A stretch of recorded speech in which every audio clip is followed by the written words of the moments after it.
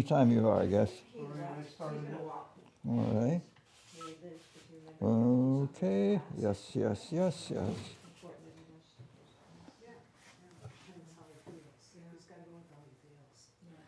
Well, I'm of such an age now that I spend a good amount of time reviewing my life, both in the short term and in the long term. And I've been giving these informal talks for about 50 years now. And so they've been a very significant part of my life. My inner life, especially the intellectual part of it, is it's grown quite a bit because of doing this. So there has been an evolution, but it's slow, but generally definite. Hey, Bunny. Oh, you look pretty good. When I was young, I was super enthusiastic about mysticism, about the search for the truth. And I was hungry for answers.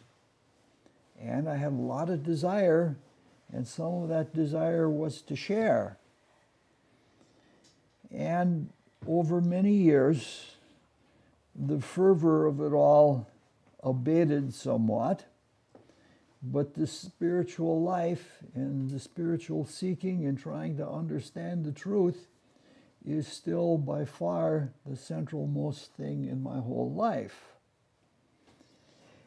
And in all of this, there has been a shift away from the more sensational things, which were probably an interest because of insecurity, and instead it's a shift toward more quiet and simple and direct statements about it all.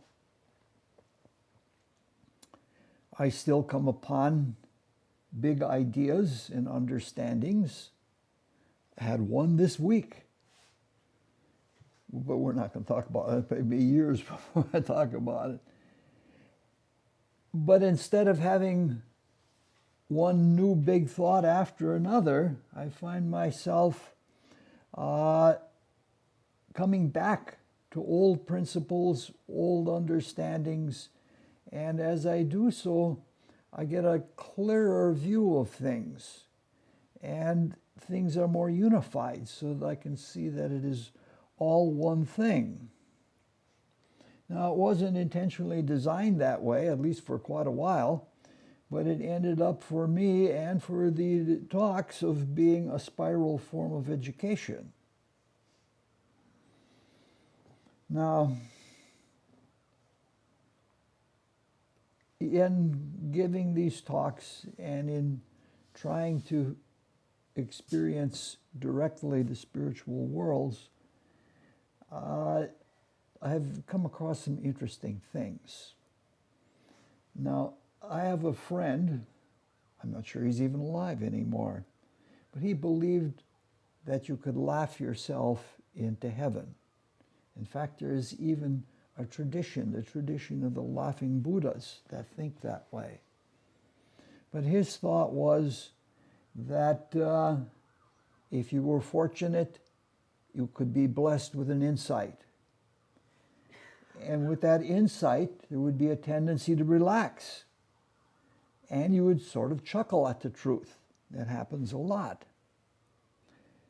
But the relaxation would make you more liable to a new insight, which would produce more laughter, more faith, and more relaxation, and you'd get a spiral going, and eventually you could get insight to the degree of enlightenment. Well, for me, I don't belong to the laughing Buddha tradition, Eastern or Western, because I happen to be slow and I happen to be dense. And my problem in it all is that I am emotionally excitable. So what happens is I'll get a little insight and then I get excited And sometimes I'm jocular, but sometimes not. When I get excited, it produces an internal environment which is not conducive to progressive insight. So I am not blessed with that spiral. However, things do spiral, things do cycle and come around again. And when I approach the same topic, I can take it a step or two further before becoming excited and losing it all over again.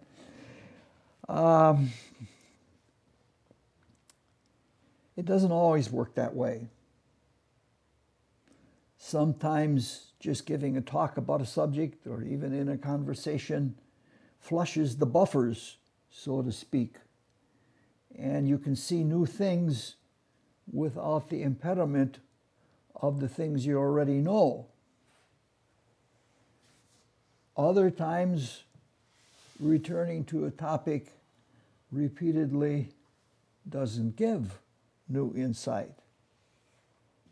And when that happens and you feel a need to know something, you have to do something else. You have to build a bridge into the unknown, sort of like that house on the rock out there that hangs way out over the valley. You do something like that. And for me, that bridge into the unknown is very often speculation. Speculation is not knowledge. But if you use it carefully, it can lead to knowledge, provided you don't fall in love with the speculation. And we all know those people. Somebody says, I have a theory, and they're in love with that theory, and they won't hear anything different. They had a nice creative moment to come to that theory, but that's, you've got to let those things go and keep going forward. Now, someday I hope to be able to focus into the concrete subdivision of the world of thought. And there to be able to focus on the thought form and basically have it sing its truth to me, which is the way seers describe the experience of the world of thought. There, in the archetypal region of the world of concrete thought, exist the archetypal thought forms. And they are the thought forms that are behind every concrete manifestation. And if you can tune in on them, you can gain fabulous amounts of information in the flash of a second. It's called tonal vision. And Mozart supposedly had that experience. He could hear a whole symphony in a fraction of a second. Until then, we just have to do what we can, because if we don't do anything, we're not going to get anywhere. So we do the best that we can to move forward. Now, one of the topics for this talk this evening is one of those things about which I feel I don't have an adequate understanding. And that topic is different kinds of thinking. And there are indeed very different kinds of thinking. So please bear with me as I try to struggle through this for a better understanding. And this is only going to be one of several talks, but the other ones will be intermittent in other parts of this. We're still trying to understand the most basic human cosmological cycle, the cycle of introversion and extroversion from and to the external world. And we're still on the introversive phase. We haven't gotten to the extroversive yet. but we'll be able to move through that with the groundwork that we've laid very quickly. And we probably have about 2 more talks on this cycle before we're finished. Some authors, like Max Heindel, wrote pages on the subject. He treated it in a much different way, but it was extensive. Now we have focused on the external world through the senses. And we have taken a perception or the effects of physical experience from perception through the nervous system or directly through the blood into the ethers, into the etheric vital body. And the experience of the external world from the perception or from the breath record has been presented to the desire body as an energetic form. That's what the ethers do. They provide life, they provide energy. The desire body forms an impression of the perception. Looking at a color in the physical world gives you an impression, or looking at a landscape. I can remember going back to my childhood home 40 years after I left it, and the trees and everything had grown, but the impression of the shapes of the hills was still there, and it was a very big nostalgic feeling to go through that. Now, the impression that is formed in the desire body to begin with is about as neutral as it can be. Because in the region of impressionability in the desire world, the forces of attraction and repulsion are balanced, which allows the impression to be made there.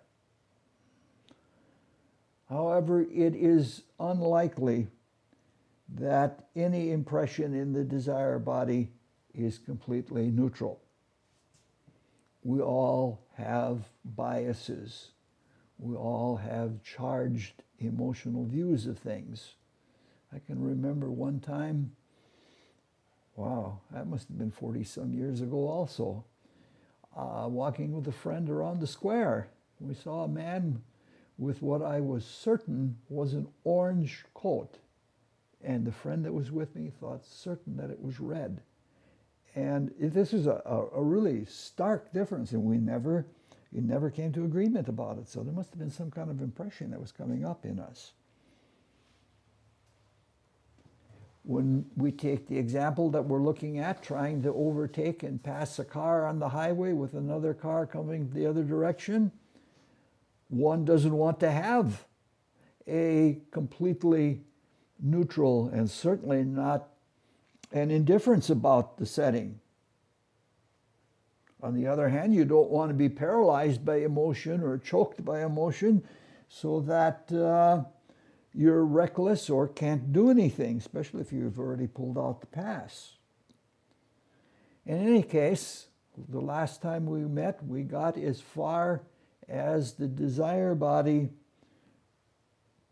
taking that impression and presenting it to the spiritual ego, to the self, to the spirit.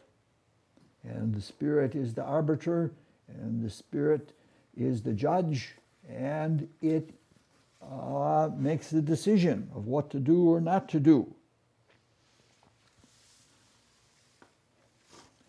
Now in this, it's not clear whether the desire body just presents it to the self or that the self draws it from the desire body. I suspect it's probably a little bit of both. But that may sound like just quibbling over words, but it really isn't. So that self, that spiritual ego, not to be confused with the pseudo-self or personal ego, is now focused in the concrete mind. And we're at the stage in the cycle now that we have to think about thought, and we have to think about thinking. And we're also at the point in the cycle when introversion turns over to extroversion. The turnaround is done by the self. So it is a kind of spiritual activation. Whether we realize it or not, unless it's an automatic habitual thing, most things that we do are activated by the Spirit. Now the Spirit is a transcendent being. It is an abstract being. The self is a focus of a connected, or how would you say it, an entity of threefold spirit. Divine spirit that wills it, life spirit that imagines and holds it together, and human spirit, which is the reflective focus of the first two foci of spirit. And the self, or the human spirit, at this time in our evolution is constituted of abstract thought. So our self and our divinity is an idea. Now, despite being a transcendent spiritual being, the self is drawing itself into its concrete vehicles of consciousness. It's drawing itself very slowly over millions of years into its bodies to be right exactly within them. And this is an evolutionary process that is called the materialization of the spirit. It's sort of like first it makes its bodies to relate to the different states of reality, and then enters into them to, as directly as possible, experience them. Now, the different vehicles, having come from the Spirit in the first place, are reflective projections of the Spirit. Now, it's pretty much agreed upon by all mystics that in many people, including ourselves, the Spirit has drawn into the concrete mind to some extent, which is seen in clairvoyance merely as a light, usually just surrounding the head, because the mind hasn't moved into the body as well as the Spirit hasn't moved into the body. I have to confess that some of the ways that it's said in Eastern literature by Eastern mystics is not untrue, but it's very odd to me, and I can't. I don't understand it at all. All right, so we have to speak about the mind and the thinking in various ways. And we have to also keep in mind that I am not thoroughly conversant with all of this material.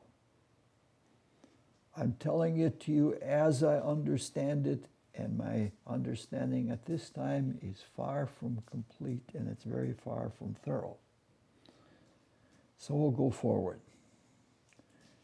First thing we need to do is distinguish the difference between abstract or ideational thinking and concrete thinking.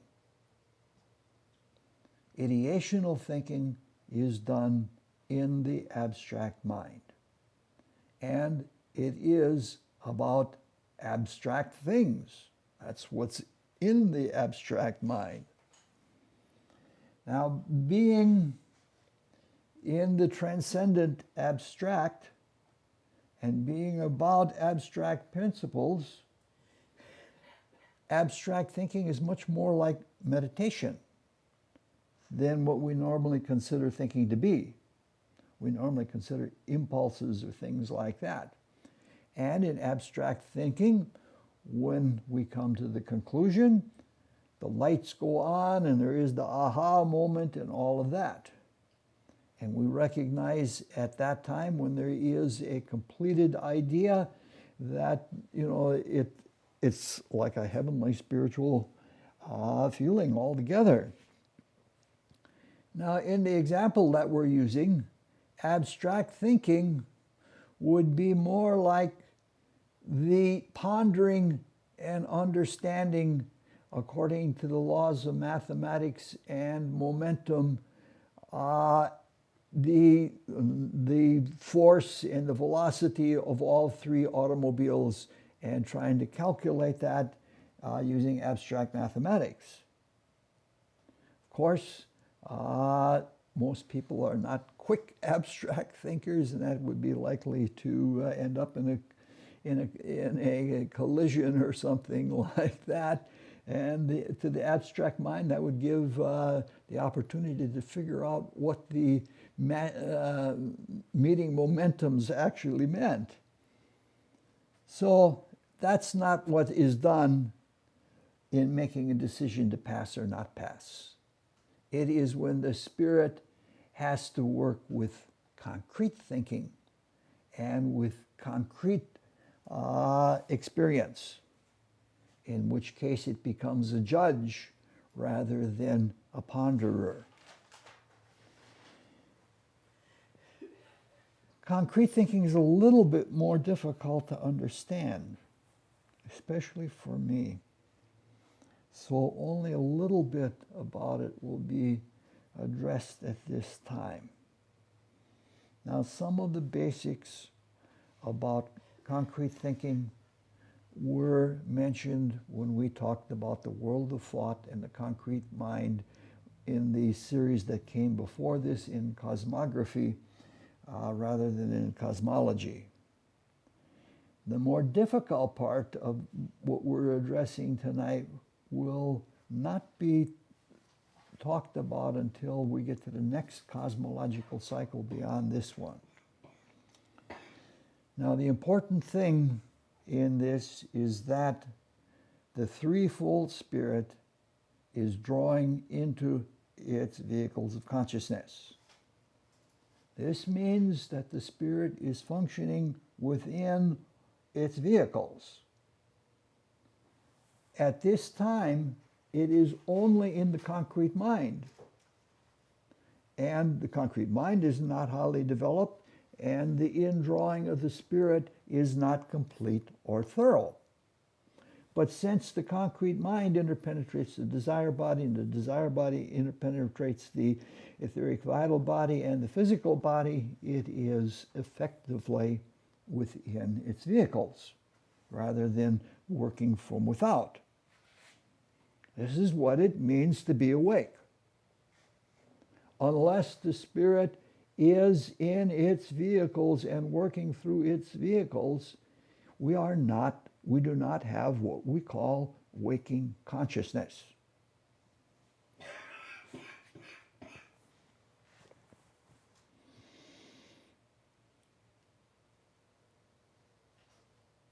Before we were capable of drawing into our vehicles through the mind, we were somewhat awake. In fact, that's the way it is right now. It isn't a matter of you're awake or not awake. It's that some people are more awake and some people are less awake. And unfortunately, there are spiritual philosophies that don't want to come into the physical body.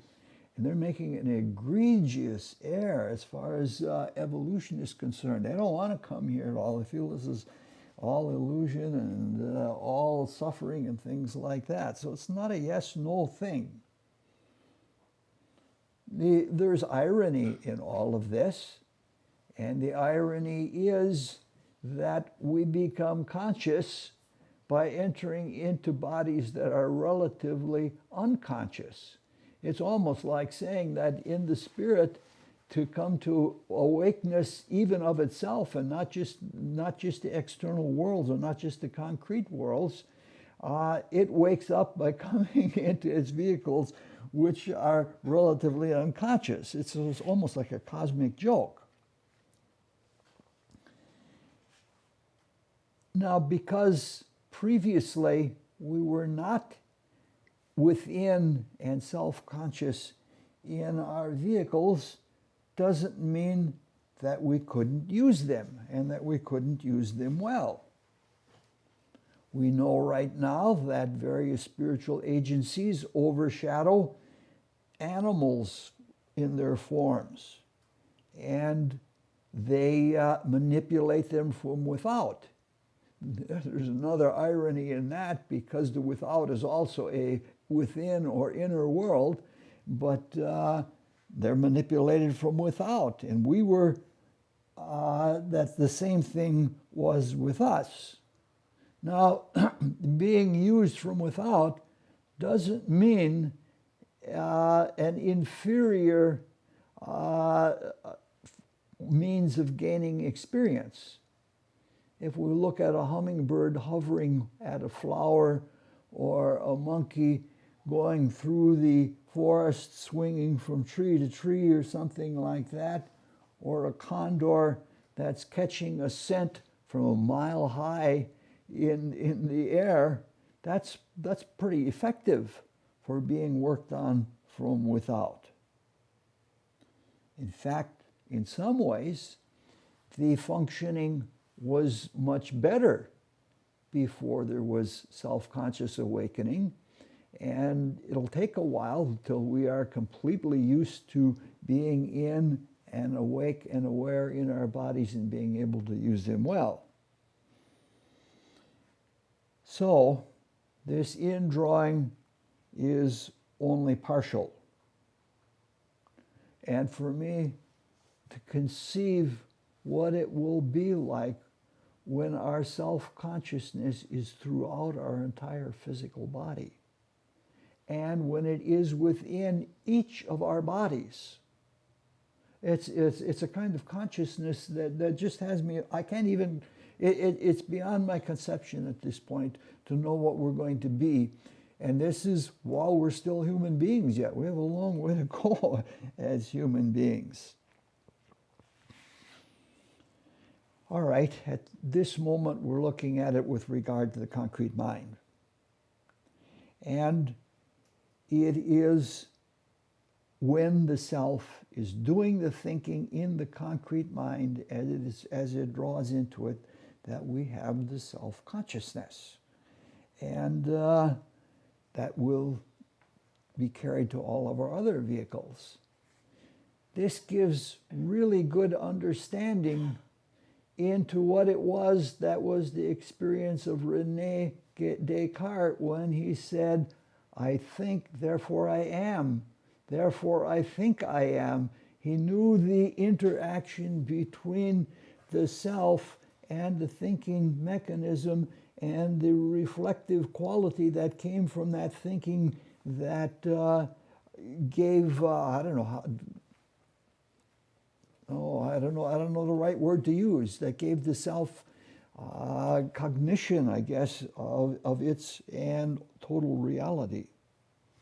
Now, Rudolf Steiner has a book that is dedicated to this very subject. In fact, goes way beyond what René Descartes did. It's a book that has various different names. One of the names, and supposedly for Europeans, was called The Philosophy of Freedom. And for Americans, it was called The Philosophy of, The Philosophy of Spiritual Activity.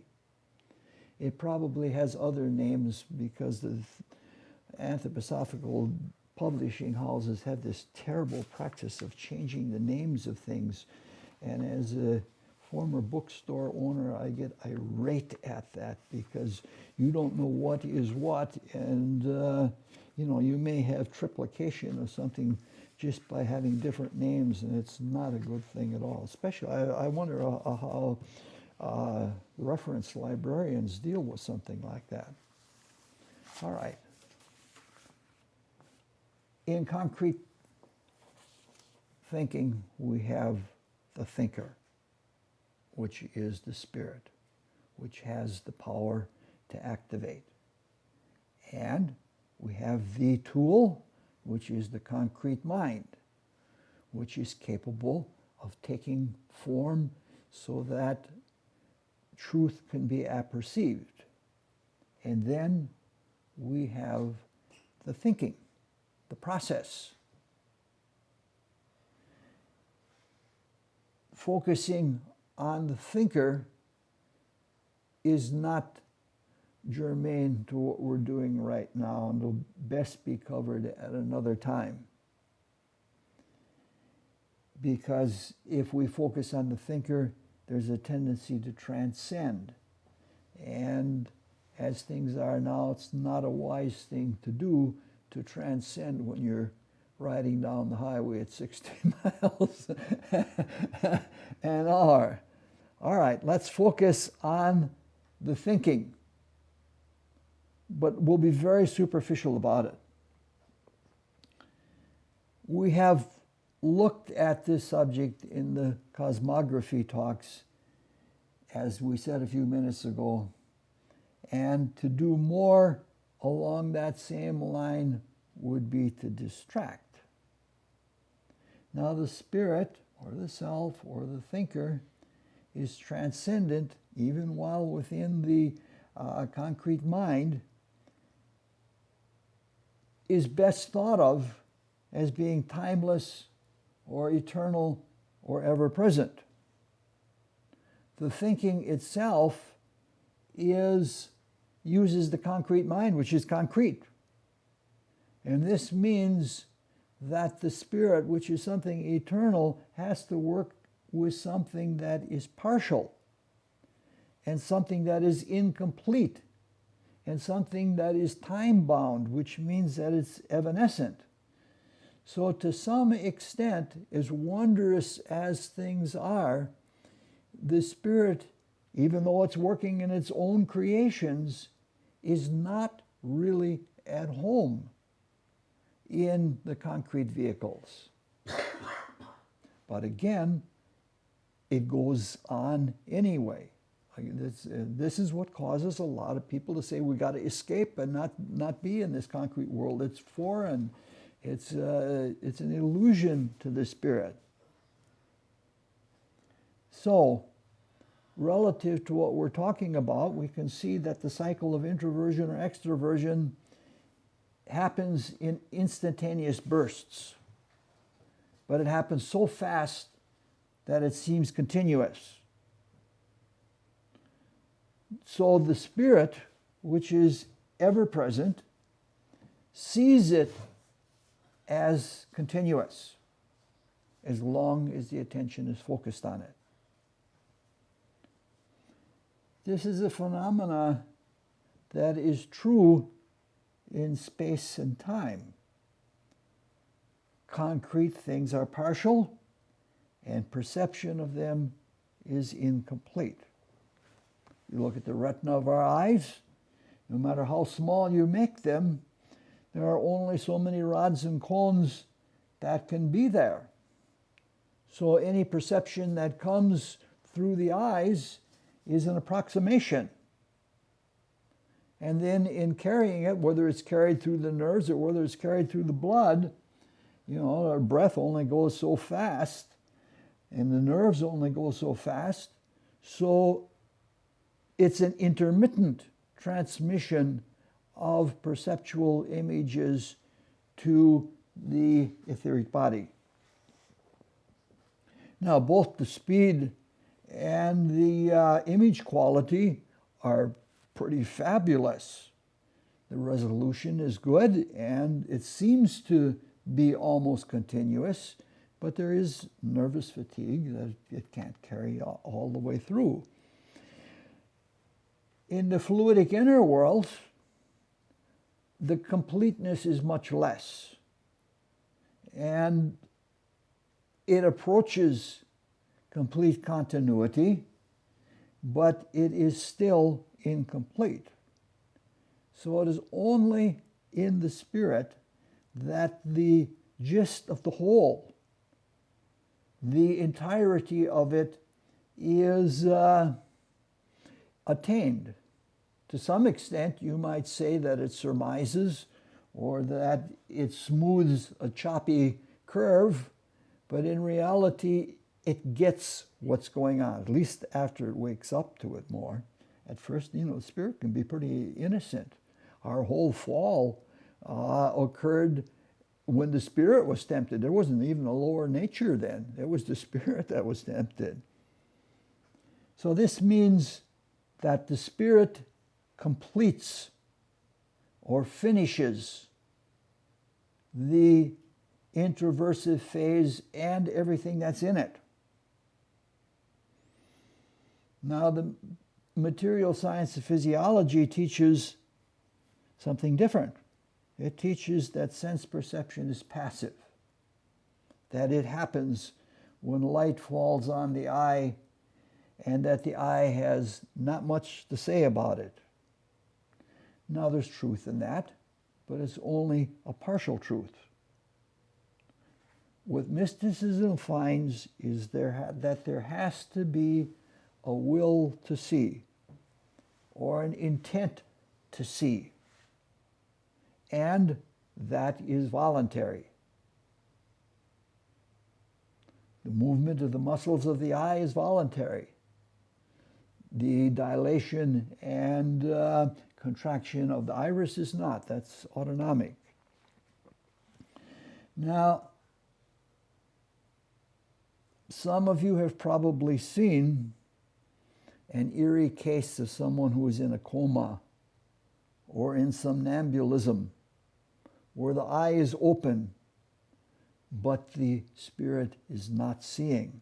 It's kind of an eerie thing. My sister was a somnambulist. She used to walk in her sleep, talk mostly.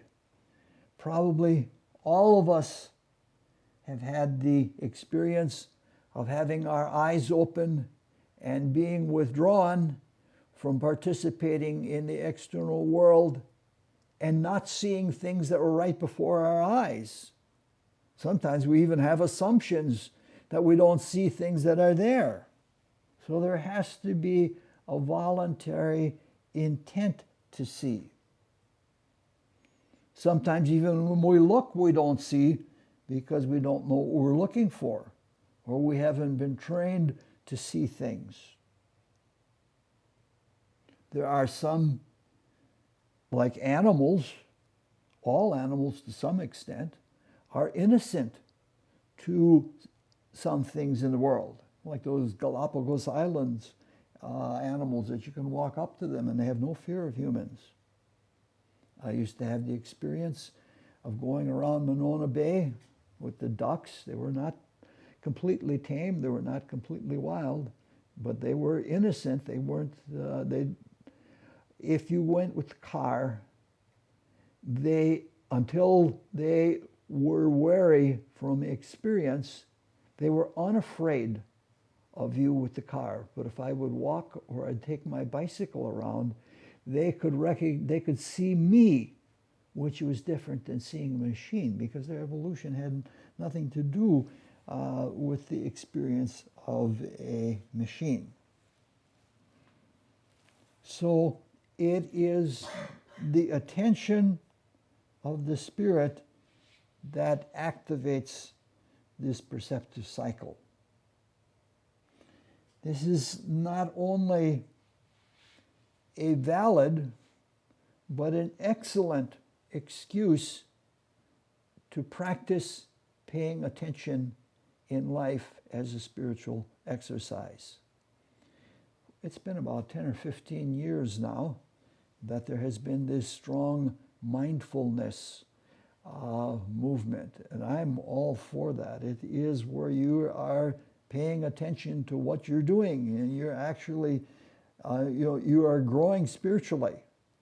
This is not having to do with any prayer or meditation or anything like that. It is just paying attention and seeing what's there. It's a good way to grow without having to have any formal system of belief or anything like that.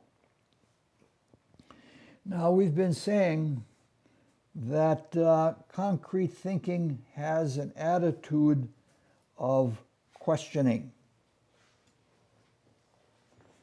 In the cosmography talks, we said that thinking is a process of evacuation.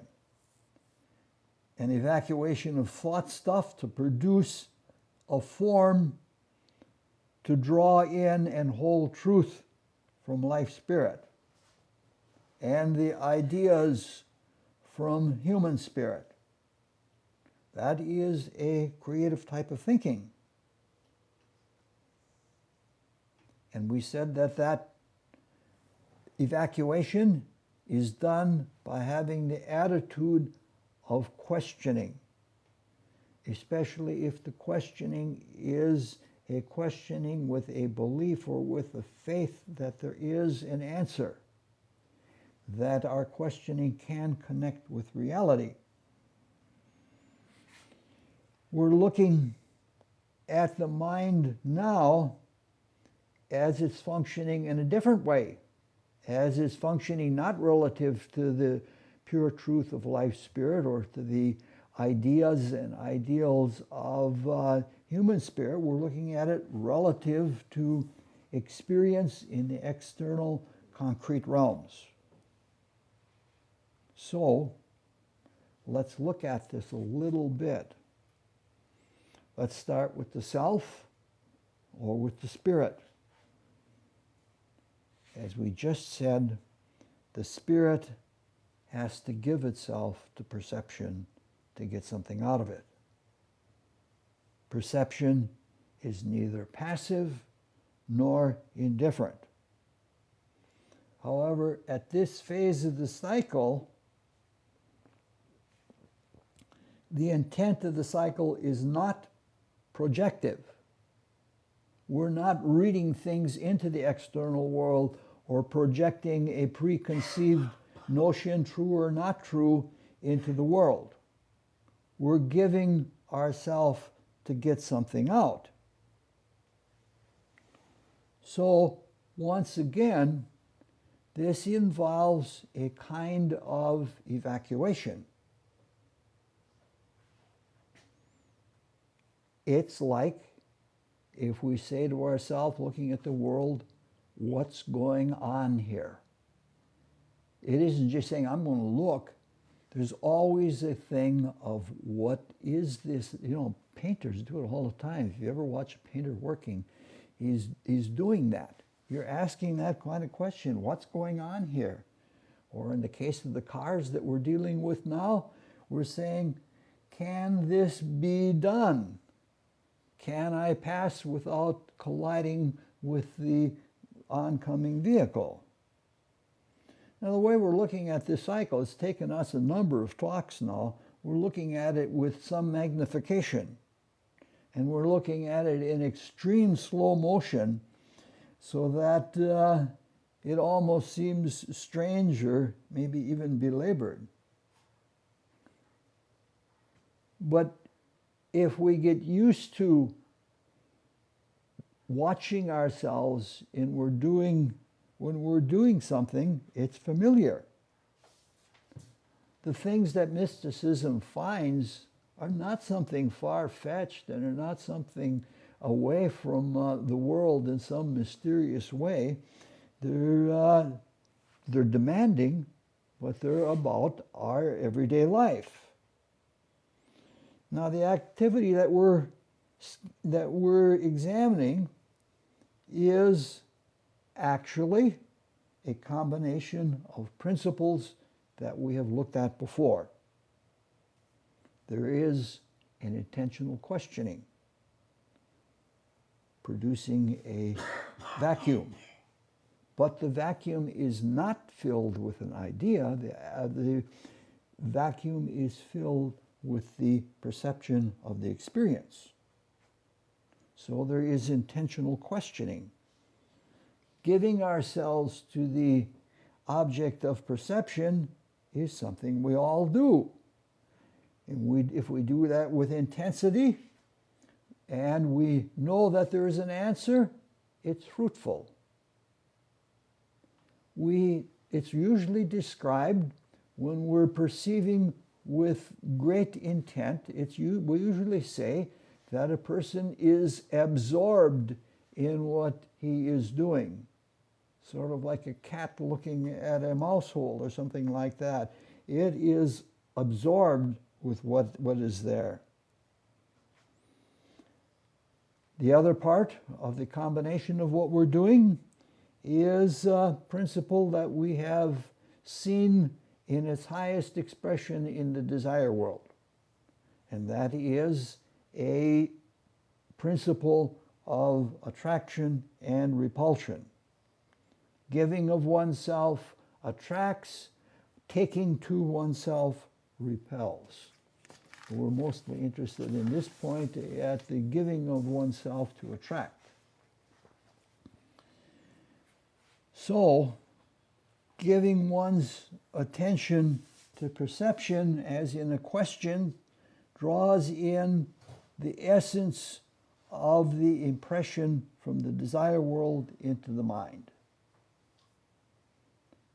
It's not always that simple, because over many millennia, the lower nature, the animal nature, has tried to shove things into the mind and have the mind do its bidding, and to some small extent it's been successful, but that's way too much to go into at this time. Since the spirit has drawn into the concrete mind, it can respond instantly. In fact, the whole process happens so fast that it seems instantaneous. The speed of things in the inner worlds is so great that there is an illusion that it is continuous. The spirit is continuous, but not the concrete vehicles, not even the mind. We can measure the speed of neural impulses and the speed of reactions in the physical body. We can't do that yet with the desire body or with the vital body. However, in our consciousness, if our attention is very, very focused and it is very deep concentration, we can effectively slow things to nearly static to observe them.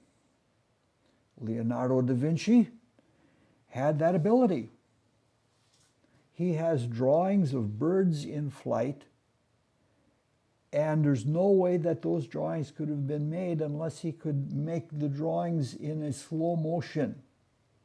You have to have a camera to follow something like a hawk or something like that as it's flying along, and then take the film and play it in slow motion, and then you can see the things that Leonardo da Vinci did in his drawings.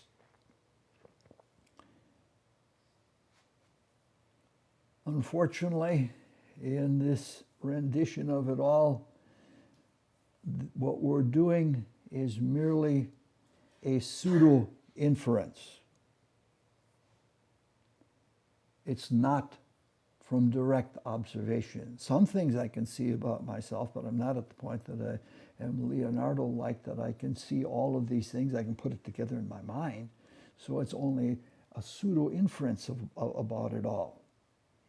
So while we're talking about things pseudo, it's probably wise to address an attendant relevant matter of illusion or illusory understanding.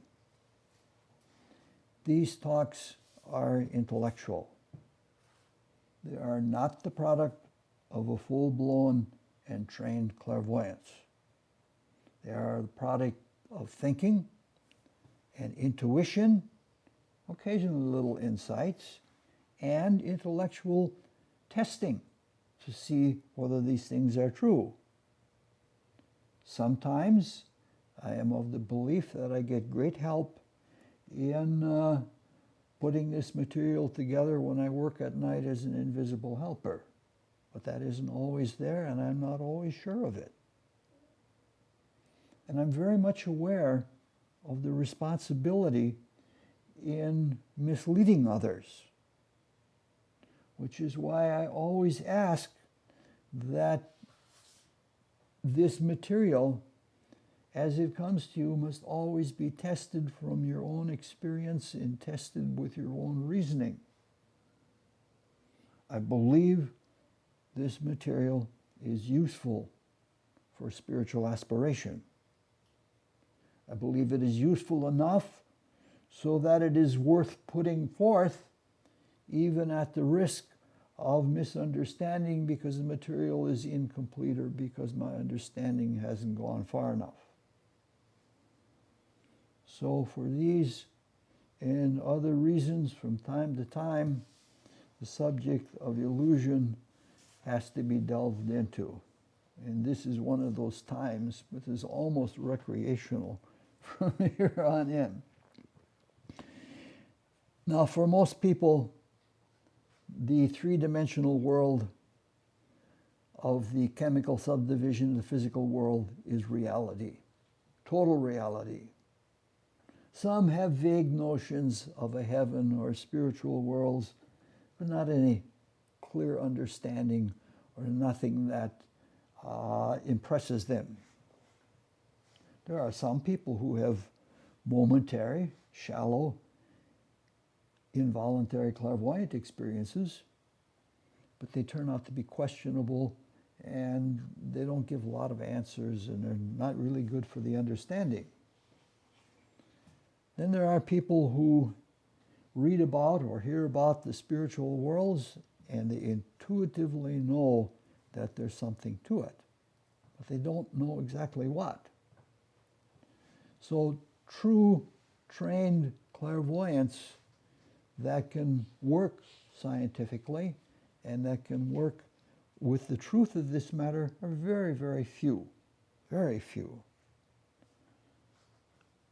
Students that have thought out the information given to them by great seers are also very few.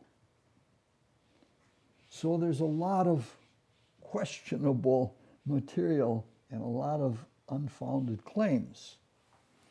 And all of it is about things, the spiritual worlds, which are likely to illusion because we have this materialistic superstition. So there's plenty of strange things out there, and I'm going to cover some of them a little bit because they hit on some ideas that are helpful. Now, there are claims that the more authentic states of reality that we call spiritual worlds are nothing like things here. Others claim that things are exactly like things here, except more ideal. Now, until we can see for ourselves and test things out, it's probably best not to accept either of these extremes. But there may be something true to them. It can't be that everything is totally unlike here, because everything here is precipitated from the spiritual world. So it can't be that they're so different that they have no relation to this. On the other hand, it can't be a heaven on earth either, so that it is just a more ideal form of this, because that would be a pretty shallow existence, because there's so much more than that. So if we look at even wide-eyed beliefs, they can be useful as far as we can follow them with our understanding. Now, in the very things that we're talking about, there is much to be checked for illusory misunderstanding. We're thinking about thought forms and vacuums or forms of vacuums of thought stuff. When we're doing that, we're not talking about vacuum pumps. And we're not talking about vacuum chambers or anything like that. We're speaking about something that is analogous, something that's of a higher order. If you try to hollow out space, that's pretty high order of consciousness.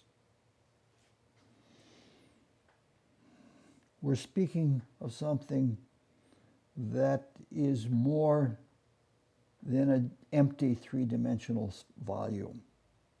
something much more elusive, so elusive that our current understanding boggles at it.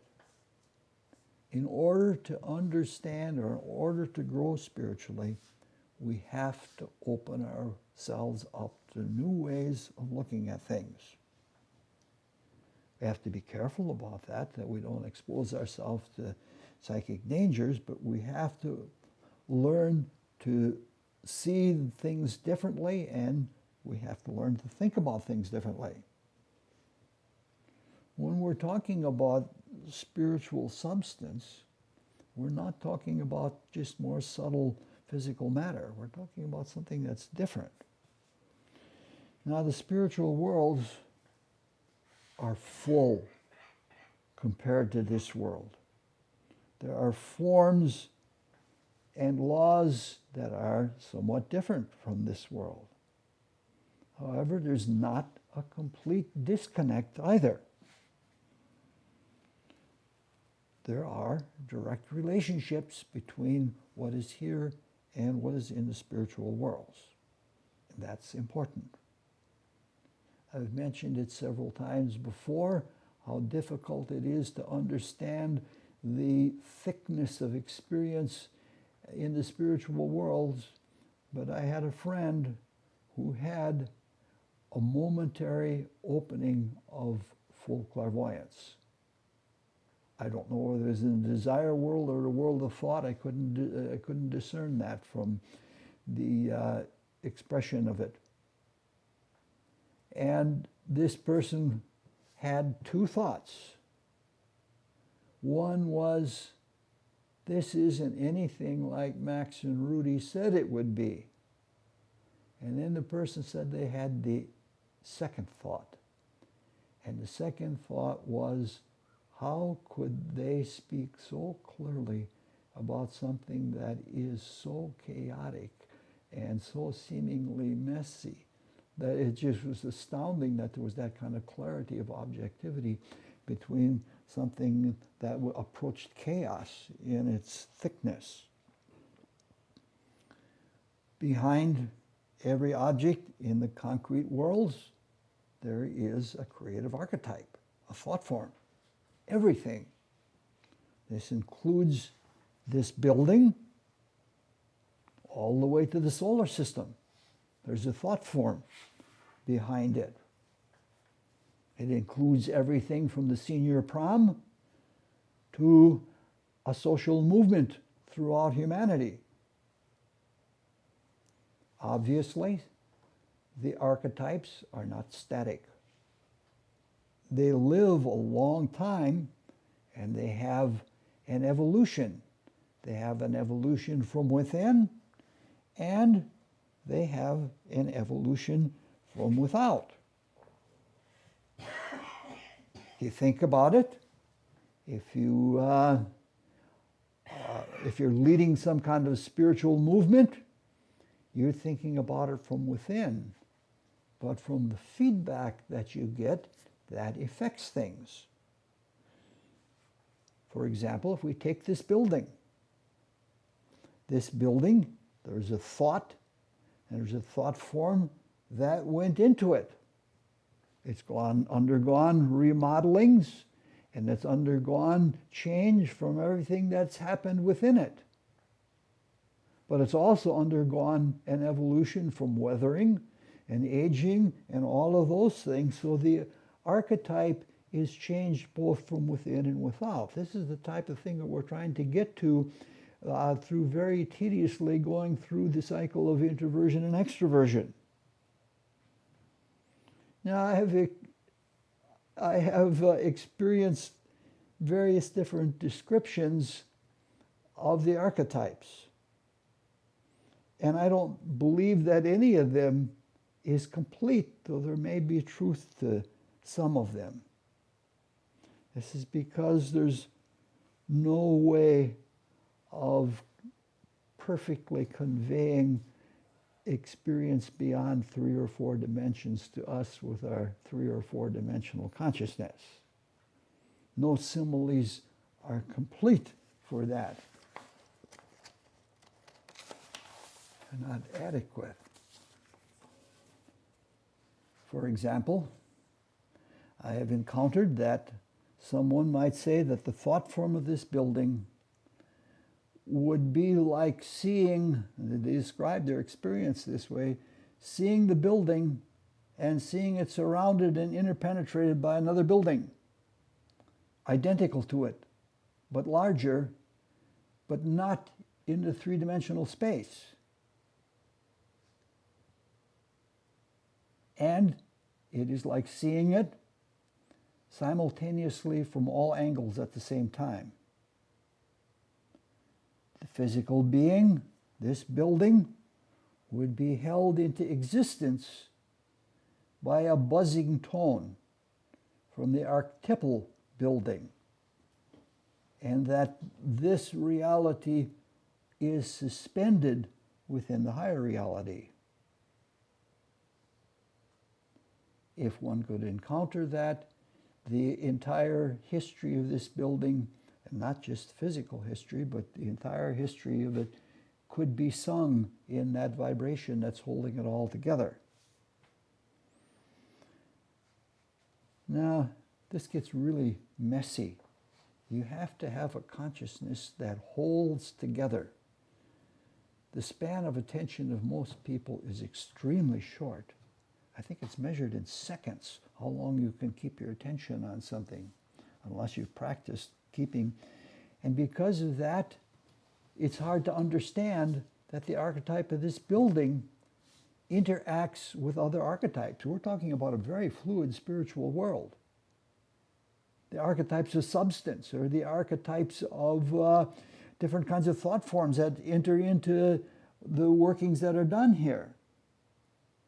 So you can see that the focusing on the archetype that looks like the building, only a little larger and hollow, this is what is often referred to as a hollow mountain in folklore, is beautiful, but it's inadequate to describing something in its complete. Even the just physical description of the three-dimensional shape. However, because, you know, when you're in the world of thought, you're beyond 3 dimensions. But that archetype, in its multidimensionality, has to have within it the 3-dimensional reality that is the building, or else it couldn't exist. So, like, even though if you're seeing only part of it, like if there's a hole in the wall and you're seeing something wiggle back and forth, but not knowing that on the other side is a dog and its tail is coming through the hole, it's something of that order. So it's true as far as it goes, but it doesn't go very far. Sometimes the representation of an archetype is symbolic, and sometimes a symbol is taken as a reality. Let's take a human lifetime as an example. Before coming to rebirth, a person creates an archetype of this life and the bodies. But it isn't as simple as that. It has to do with the geography and the political climate and everything else. It's all part of it that gets condensed into a life, because if you realize at this point we are divine beings, and we're working with other divine beings who are helping us to think out the cosmos, and we're participating in something extremely, extremely grand. It's obvious that there is a very complex thought form behind this. Now, there used to be a fad a few, 5, 6, 7 decades ago. There was a fad that the archetype could be boiled down, or again, that it could be concentrated into a simple geometric form.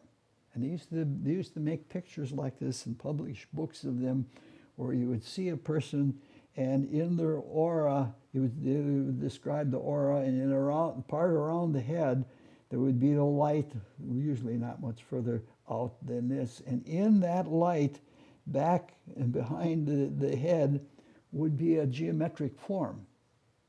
And that geometric form was not unlike a three-dimensional version of a tree of life in Kabbalism, but they were very intricate and elaborate things. And we were told that this was an archetype. And it's interesting because those geometric forms had character. And the people and the character of the geometric form was in some way like the character of the person whose archetype it was supposed to be. Now, I don't know whether that's true or not. I know that there's a clairvoyant that I think extremely highly of. His name was Jeffrey Hodson. And he did things like that where he actually made artistic representations. They weren't in the world of thought, but they were as things from the world of thought became manifest in the desire world and the etheric realm. And some of his things are not different. And to me, it's conceivable that there can be a geometric statement of an archetype as one of its facets that you see it at. But I don't know that that's true, and I don't know that you can benefit from it.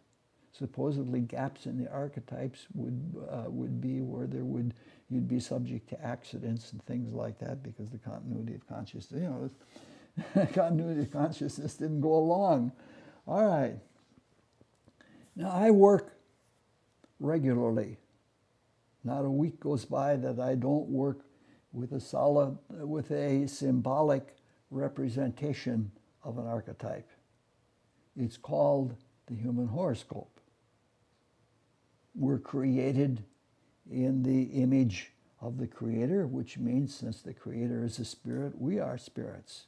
But our form is also analogous to the form of the solar creator, so that we each have in each of our lives, we have a little solar system with timing that relates to the greater solar system, and it gives us our microcosmic work for what we have to do in this particular life.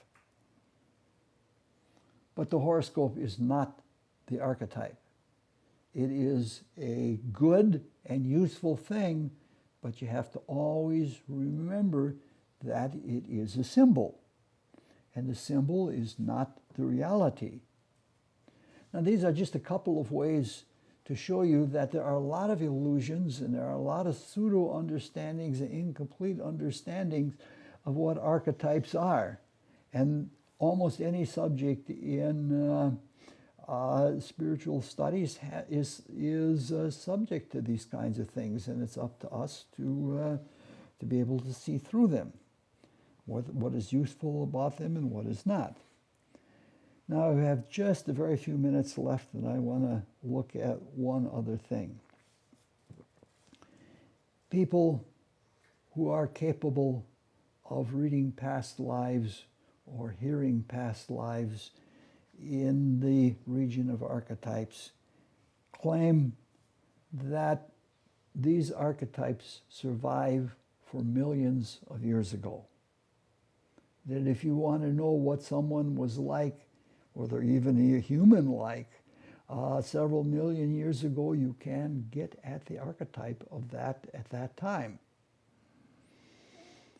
Obviously, some of the archetypes, like the archetype for the solar system itself, has to endure for billions of years. But the fact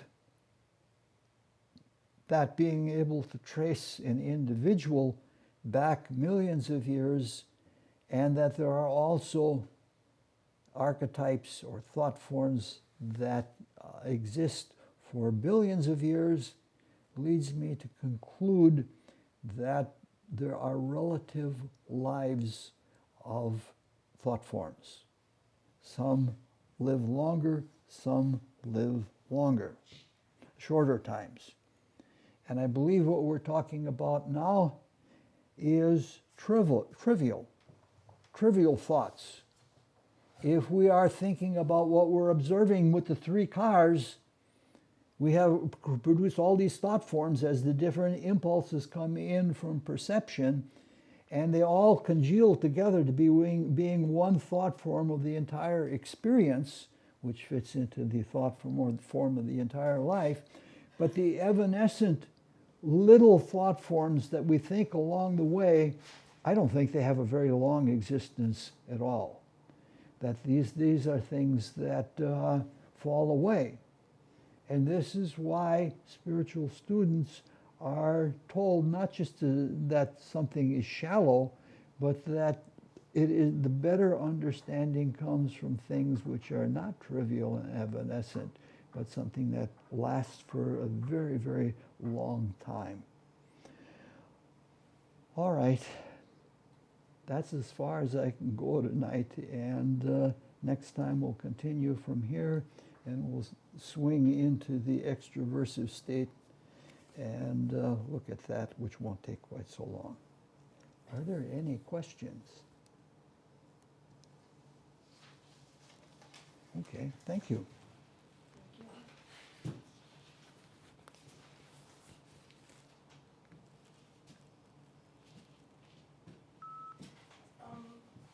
Richard, if you don't mind, you said early on in your talk, the self is an entity of the trifold spirit. Yes. And It is, the self is the focus of it, yeah. okay. So, will you be going to Santa Fe when you go to New Mexico?